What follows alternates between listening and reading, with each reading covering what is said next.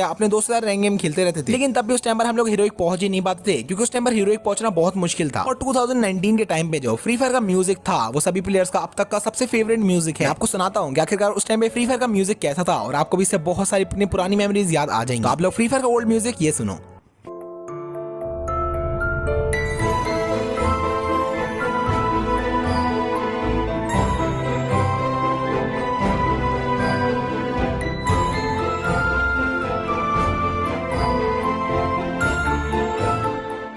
तो guys free fire का ये वाला म्यूजिक अगर कोई भी पुराना प्लेयर सुनता है ना, तो उसको अपने फ्री फायर की सारी पुरानी यादें याद आ जाती हैं कि कैसे वो गेम खेला करता था, उस टाइम पर गेम में कितना मजा आया करता था और हमारा पुराना फ्री फायर कितना अच्छा था। और गाइस क्या आपको फ्री फायर के वो दिन याद है जब हमें फ्री फायर में किसी भी कस्टम और गिल्ड के बारे में नहीं पता था? हमें ये भी नहीं पता था कि गिल्ड को बनाते कैसे हैं और फ्री फायर में जो कस्टम है वो मिलता कहाँ से। मुझे आज भी याद है, मेरे क्लास में मेरा एक दोस्त था जिसने सबसे पहली बार मुझे गिल्ड के बारे में बताया था, और उसने मुझे ये भी बताया था कि गिल्ड के अंदर से हमें कस्टम मिलते हैं जिसकी मदद से हम लोग अपने दोस्तों से वर्सेस कर सकते हैं और उनके अगेंस्ट में खेल सकते हैं। और गिल्ड के बारे में पता चलने के बाद जितने भी दोस्त होते थे वो या तो अपना खुद का गिल्ड बनाते थे या फिर सेम गिल्ड में रहते थे। और क्या आपको फ्री फायर की वो लॉबी याद है जिस लॉबी में ट्रेन होती थी, हम लोग फुटबॉल बन जाया करते थे, या फिर पूरी लॉबी में वो जो जिप लाइन होती है उसके ऊपर कूदते रहते थे। फ्री फायर के अब तक के हर एक प्लेयर की फेवरेट लॉबी है ये ट्रेन वाली लॉबी, जिसके अंदर हमें ट्रेन दिखती थी और ये ट्रेन पूरी लॉबी के चक्कर काटती थी और हम लोग इसके अंदर या तो बैठ जाया करते थे या फिर इसके आगे जाकर इससे टक्कर खाते थे, जिसके बाद में हमारा जो कैरेक्टर है वो दूर उड़ के जाता था। लेकिन ये करने में हमें मजा बहुत आता था। उस टाइम पे हमें फ्री फायर के अंदर बस कुछ ही लोकेशंस के बारे में पता होता था, जैसे कि पीक, फैक्ट्री और क्लॉक टावर, जिनमें से हमारी सबसे ज्यादा फेवरेट जगह होती थी फैक्ट्री और क्लॉक टावर। उस टाइम पे फ्री फायर में ज्यादातर बंदे फैक्ट्री पर उतरा करते थे और वहां पर हम लोग फिस्ट फाइट करते थे। और सच में उस टाइम पे फैक्ट्री की फिस्ट फाइट में ना मजा अलग ही आता था। और उस टाइम पर हमारा बस एक ही सपना रहता था कि काश फैक्ट्री के ऊपर लास्ट जोन बन जाए और हम लोग उस पर अपनी रैंक पुश कर दें। और ऐसा हमारे साथ बहुत बार होता भी था, क्योंकि फैक्ट्री पर उस टाइम पर लास्ट जोन बनता था तो हम लोग फैक्ट्री के ऊपर ही रहते थे और उस टाइम पर हम लोग जोन से एलिमिनेट हो जाया करते थे, लेकिन फैक्ट्री के नीचे नहीं उतरते थे, क्योंकि उस टाइम पर फैक्ट्री से नीचे कूदने के बाद हमारी बस 10 हेल्थ बचती थी। तो जैसे हम लोग फैक्ट्री से नीचे कूद जाया करते थे तो हम लोग जल्दी से मेडिकेट ढूंढने में लग जाया करते थे कि सामने से कोई एनिमी ना आ जाए, क्योंकि उस टाइम पर अगर उसने एक भी गोली चलाई तो वहीं पर खेल खत्म। और उस टाइम पे हम लोग पीक या फिर क्लॉक टावर पे तो बिल्कुल भी नहीं उतरते थे, क्योंकि उस टाइम पर हर एक प्रो बंदा क्लॉक टावर या फिर पीक पे उतरता था। हमारी रैंक माइनस नहीं हो जाए इसलिए हम लोग पीक या फिर क्लॉक टावर पर कभी उतरते ही नहीं थे, क्योंकि वहां पर सारे प्रो बंदे उतरते थे। पहले फ्री फायर में कोई टिप्स एंड ट्रिक्स नहीं थी, फास्ट मूवमेंट नहीं था, वन टैप नहीं था, ड्रैग हेडशॉट नहीं था। तो जैसा हम लोगों का मन करता था हम लोग गेम को बस वैसे ही खेलते थे। और उस टाइम तो हम लोग ज्यादा किल करने की कोशिश भी नहीं करते थे, हम लोग बस कैंपिंग करते थे और अपनी रैंक को बढ़ाते थे। और क्या आपको वो दिन याद है जब फ्री फायर में किसी बंदे के पास इमोट्स नहीं होते थे, कोई बंदा अपने ड्रेस का शो ऑफ नहीं करता था, कोई बंदा अपने कलेक्शन का शो ऑफ नहीं करता था? उस टाइम पे फ्री फायर में बस एक ही चीज का शो ऑफ होता था और वो था रैंक। जिस बंदे की रैंक जितनी ज्यादा होती थी हम लोग उस बंदे को उतना ही प्रो मान लिया करते थे। और अगर किसी बंदे की रैंक हीरोइक होती थी तब तो भाई हम लोग उस बंदे को फ्री फायर का गॉड मान लिया करते थे। और पहले अगर फ्री फायर में कोई टिप्स एंड ट्रिक्स होती भी थी ना, तो वो ऐसी टिप्स एंड ट्रिक्स होती थी कि हमें भागते वक्त जंप करते रहना चाहिए। तो अगर गेम के अंदर हमें कोई बंदा ऐसा दिखता था जो कि भागते भागते जंप कर रहा है, तो भाई हम लोग उसे प्रो मान लिया करते थे। और अभी जब मैं उन चीजों के बारे में सोच रहा हूँ तो भाई इतनी हंसी आ रही है कि हम लोग ऐसे नॉर्मल से बंदों को प्रो मान लिया करते थे। और जब हम लोगों ने फ्री फायर को नया नया खेलना स्टार्ट करा था उस टाइम हमें इमोट्स के बारे में नहीं पता था। तो अगर कोई एनिमी हमें मार के इमोट दिखाता था तो हम लोग सोचते भाई ये बंदा कर क्या रहा है। और उस टाइम में हम लोग इमोट्स को एक्शन बोलते थे। तो अगर कोई बंदा हमें इमोट दिखाता था तो हम लोग अपने टीममेट्स को ये बोलते थे देख भाई हमें एक्शन दिखा रहा है। और उसके बदले में हमारे पास तो इमोट होते नहीं थे, तो अगर हम किसी बंदे को मार दिया करते थे या फिर बोया करते थे तो हम लोग बस ऐसी आसमान में गोलियां चलाने लगते थे या फिर आसमान में मुक्के मारने लगते थे या फिर तेज तेज सिट अप करने लगते थे। और उस टाइम पे हमारे लिए बस यही इमोट्स थे। लेकिन फिर बाद में जाकर हमें पता चला कि फ्री फायर में इमोट्स नाम की भी कोई चीज होती है। और इसके बाद में हमारा मिशन बन गया था कि जितने भी हमारे इमोट स्लॉट्स हैं इसमें हमें सभी इमोट्स को भरना है, मतलब कि 6 के 6 इमोट्स रखने। पहले फ्री फायर के अंदर बहुत कम ही कैरेक्टर्स होते थे, जिसमें से हमारे लिए सबसे ज्यादा जो खास कैरेक्टर्स हैं वो होते थे क्ला, मिगुई, फॉर्ड और एंड्रू। जितने भी पुराने प्लेयर्स हैं उन लोगों को ये चीज पता होगी पहले के टाइम में एंड्रू कितना ज्यादा रेयर माना जाता था और किसी भी एंड्रू वाले बंदे को हम लोग प्रो मान लिया करते थे। फिर जैसे जैसे टाइम